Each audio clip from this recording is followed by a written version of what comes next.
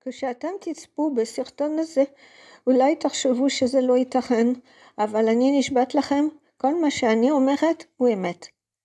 שלום, שמי ניקי, אני אישה אוטיסטית עם תסמונת אספרגר, אוטיסט בתפקוד גבוה. אני אומנית, סופרת, בניתי אתרים, לימדתי, התנדבתי הרבה. התחילו לאבחן אוטיסטים מסוג אספרגר אצל מבוגרים רק בסביבות שנות 2010. אפילו היום זה עדיין לא מושלם. כמו שידוע לי, הרבה אוטיסטים מבוגרים עם תסמונת אספרגר עדיין כלואים בבתי חולים פסיכיאטריים ולא מקבלים טיפול מתאים. גם אני אושפזתי בבתי חולים פסיכיאטריים עשרות שנים, וזכיתי לקבל את הטיפולים הקשיים ביותר. לפני 20, 30, 40 שנה היו פונים לאוטיסטים בחבים כמו אתה לא נורמלי, איזה משוגע, אתה מפגר, דביל, טיפש.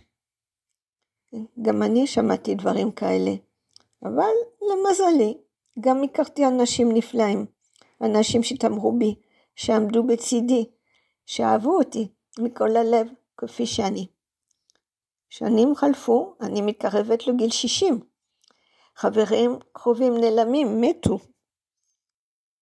אני מתקשה להבין. שוב, דידות, מה לא בסדר אצלי? דיכאון, חוזרת לשירותי בריאות הנפש. במקביל, יום אחד, פסיכיאטר יבחן אותי, אוטיזם. 2 פסיכיאטרים נוספים משכו, אספרגר.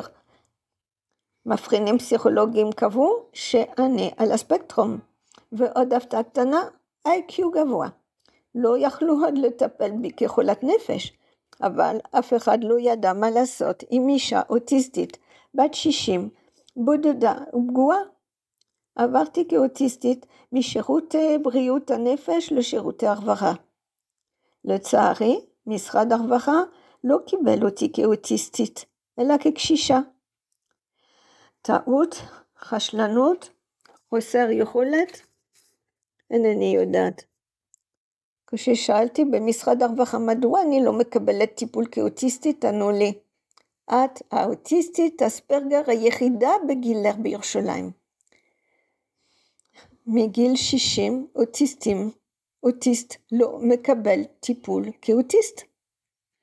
אז לעתים קרובות אני שואלת את עצמי, לאן נעלמים האוטיסטים המזדקנים? האם החברה מסתיחה אותם בכפר נופש רחוק מהעולם? האם הם מוצאים את הנשימה ומפסיקים את הזמן כדי לעולם לא לעבור את גיל 59? האם הם מפסיקים להיות אוטיסטים? האוטיסט לא נעלם עם הגיל, נקודה. 15 שנים עברו בחשיכת שירותי הרווחה.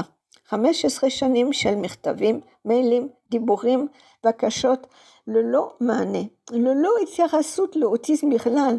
15 שנים של את האוטיסטית, הירידה בגילה בירושלים. ולפני שנה, סוף סוף קיבלתי הכרה רשמית מהמשרד הרווחה. כתבו לי, כאוטיסטית את זכאית לשירותים מותאמים. אבל השירותים האלה לא קיימים. כל השירותים שפניתי עליהם סגורים לאוטיסטים בגילי. סגורים למציאות. ומה עם העובדת סוציאלית החדשה שלי? היא עושה מה שהיא יכולה.